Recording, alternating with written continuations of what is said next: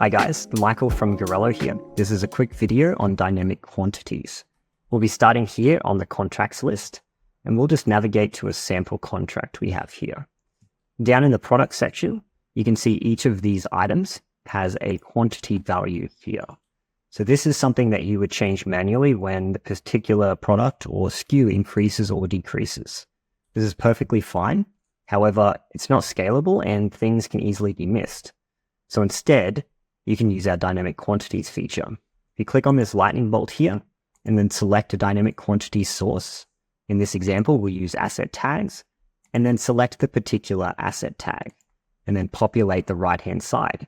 So you can see we've selected Windows Workstation here, and these are the two workstations. You can click here to actually exclude an individual one if you need, and then click apply.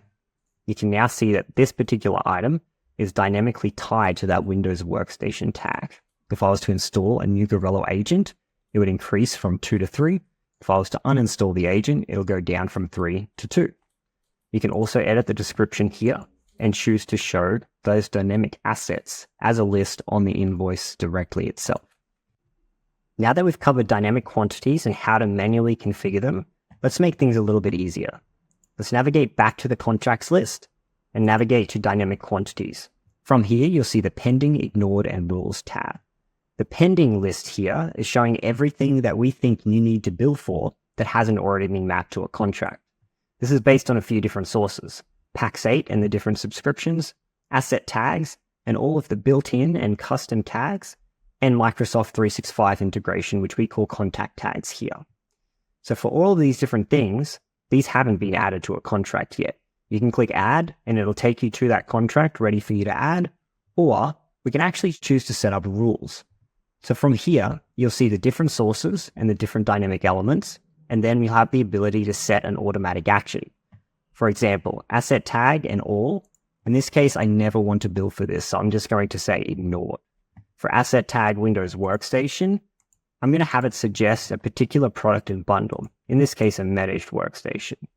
For a contact tag, Microsoft 365 F1, I'm going to have it suggest the Microsoft 365 One license. And down here for Pax8 and Dropsuite Business Backup, I'll have it suggest Cloud Backup from Microsoft 365. Now that we have these rules set up, let's go back to this pending tab, and you'll actually see a few changes. The all tag is now gone. We're outright ignoring that across all clients. And you can see this particular Pax8 Dropsuite Business Backup, it's suggesting Cloud Backup for Microsoft 365. And down here, this contact tag, Microsoft 365 F1. So these are ready for me to click add or to ignore them on a per client basis. If we just exit out of this and we click on this sample unlimited contract again, and we'll scroll down here and you'll actually see a few differences. You'll see these first two dynamic quantities, which are based on asset tags. They're showing up with a blank product and bundle. So this is because there's no rule for them. Right now they're sitting as unmapped. So they'll still show up under the correct client, ready for you to add a product and bundle to them.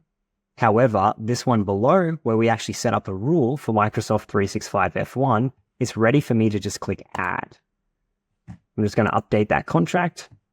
And now I will exit out of this and we'll go back to dynamic quantities. And you'll actually see that Microsoft 365 F1 is now gone from here. So this can be used in two ways. You can be used to automatically set up your contracts for different clients. When you first onboard with Gorelo, you'll set up all of your different integrations, set up the rules, and then when you go to add a contract, everything will populate ready for you to click add. And then moving forward, every single month, you'll navigate to this dynamic quantities list here and you'll look at what's pending. Anything that's pending requires you to either add it to a contract and then bill for it, or click ignore. And this just makes things automated and simple and makes sure nothing will fall through the gaps.